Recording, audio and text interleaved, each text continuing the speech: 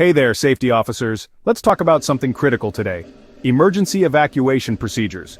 Whether you work in an office, a factory, or a retail store, knowing how to evacuate safely can save lives.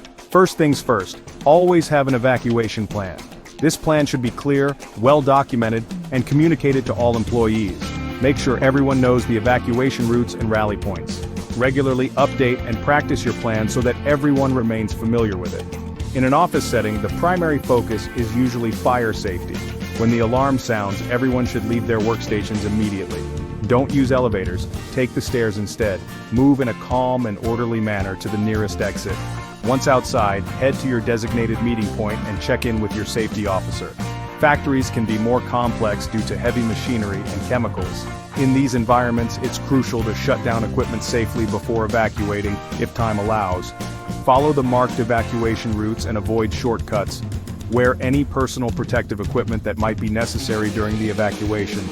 Again, gather at your designated safe area and conduct a head count to ensure everyone is accounted for. Retail environments bring unique challenges, especially with the presence of customers. Staff should be trained to guide customers to the nearest exits calmly. Use your public address system to inform everyone of the emergency and direct them to the safest exit routes. Make sure all staff know how to assist individuals with disabilities during an evacuation. In all workplaces, communication is key. Use clear and concise language to avoid confusion.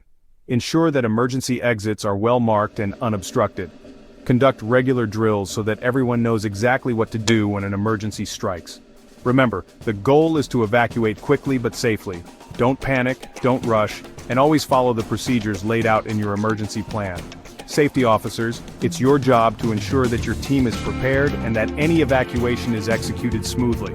Thanks for watching, stay safe out there and always be prepared. Remember to like and subscribe for more safety tips and updates. See you next time.